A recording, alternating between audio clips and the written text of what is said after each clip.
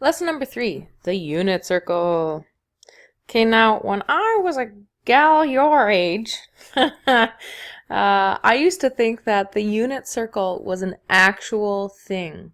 So in Mathland, hello Mathland, we have things like the, sine of an angle, or we have a cosine of an angle. Well, we also have the unit circle. No. The unit circle isn't really a thing, it's just a really helpful organizational tool.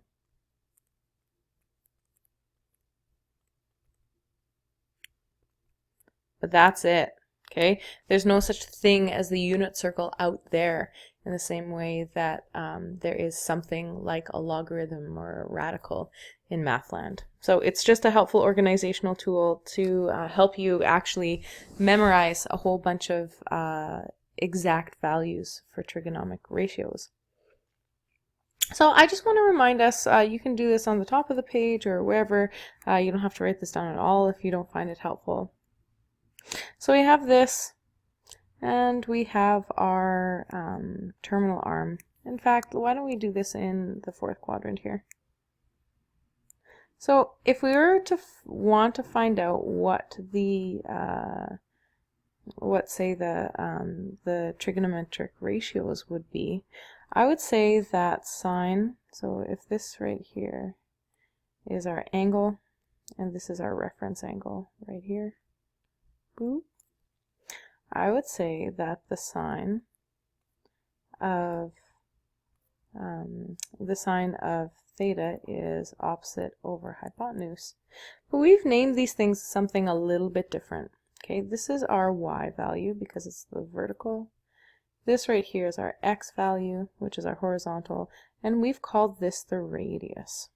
Okay, so instead of O over h, I would say that the sine of theta would be opposite, which is y, over hypotenuse, which is our radius.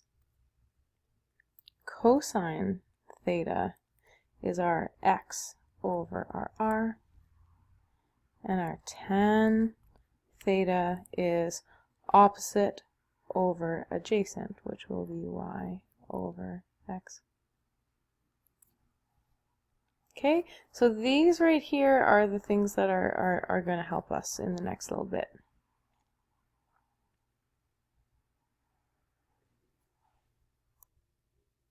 So then, if r equals 1, then sine of theta is not going to be y over r.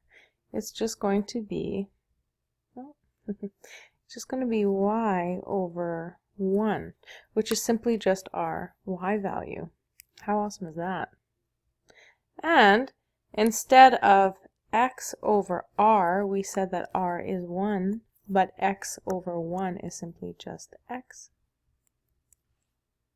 And since tan does not require any r value, it just remains the same. It's just y over x.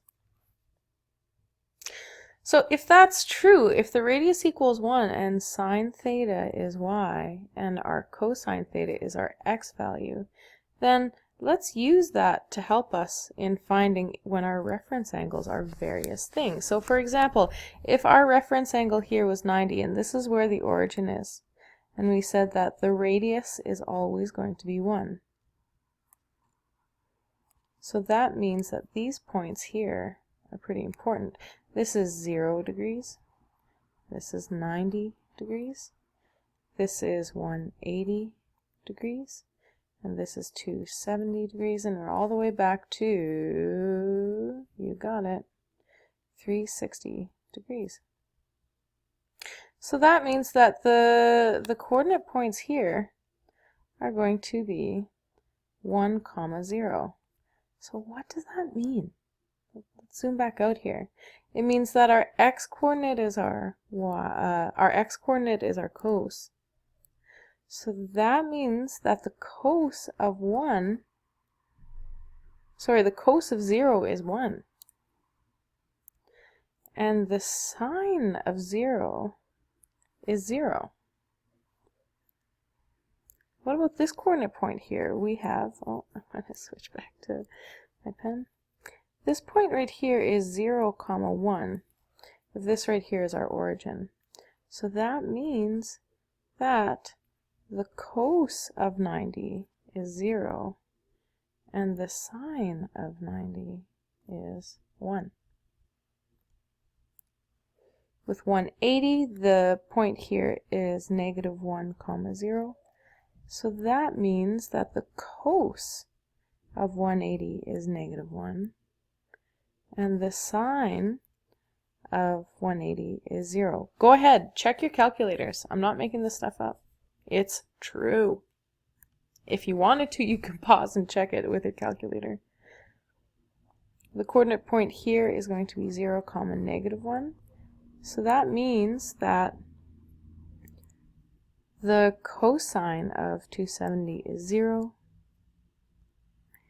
and the sine of 270 is negative 1. Crazy. So let me just write this out for 360. So that means that the cos of 360 degrees equals 1, and the sine of 360 degrees is 0. I'm just going to highlight it again in the correct colors just so you know where things are coming from. And actually it tells you the correct way to write it. You don't even know how many different ways I get this. I say like sine equals 360 degrees. No, that can't happen. Okay, so what I'm doing here is I'm modeling the correct way of writing this stuff out.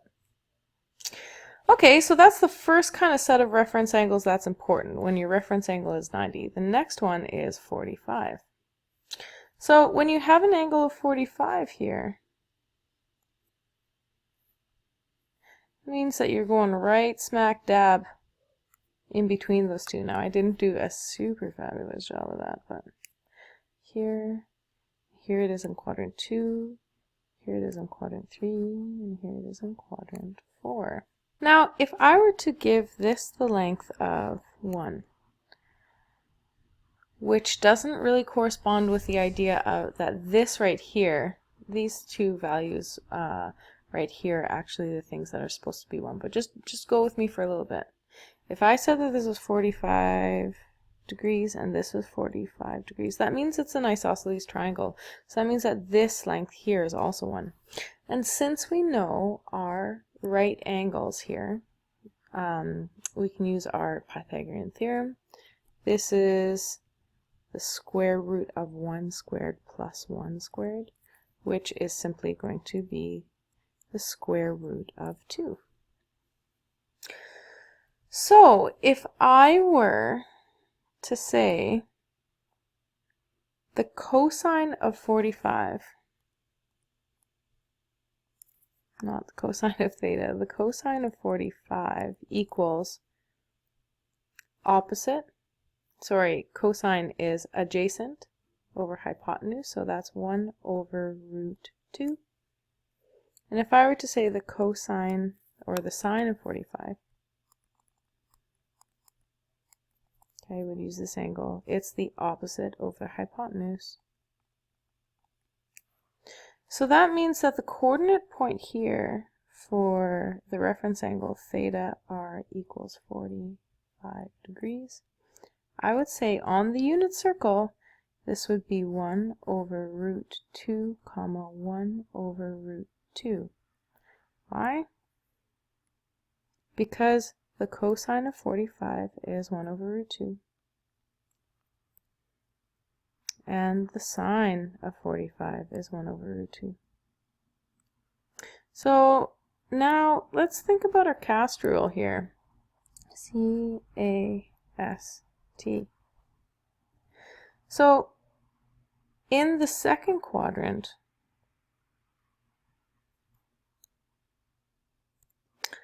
this angle right here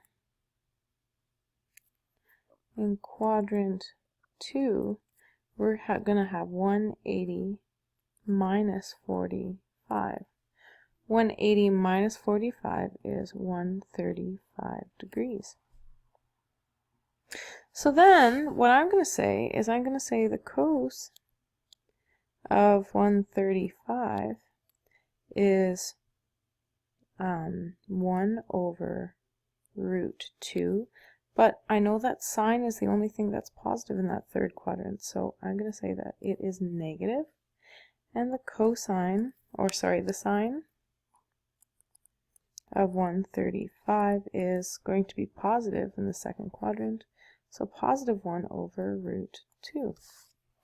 So I'm going to write this down in here. The coordinate points that we can find right here when the angle equals 135, it's going to be cosine of 135, which is negative 1 over root 2, comma 1 over root 2.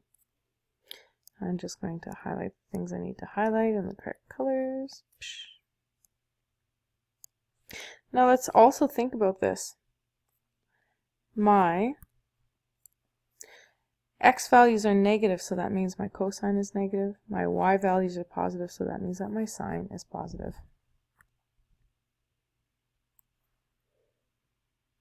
Now in the third quadrant, so Q3, we have 180 plus 45, which is going to equal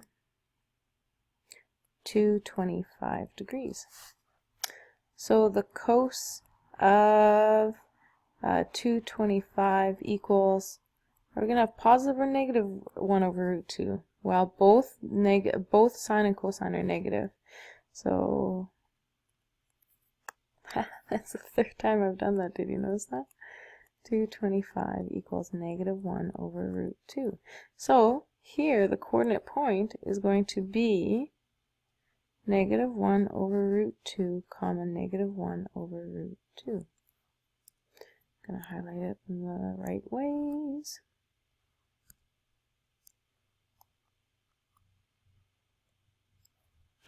And last but not least, we have our fourth quadrant. So in quadrant 4, we have 360 minus 45, which is going to be 315 degrees. Cosine of 315, sine of 315. I just want to make sure that that's a 5. That's clearly a 5 there. I'm not sure how clear it was, but now I'm trying to make it clear. Yeah, there we go. So then the cosine of 315, I know the numbery bit is going to be 1 over root 2, but only the cosine is going to be positive, so I'm going to put sine as negative. So I know that the point here is going to be 1 over root 2 comma negative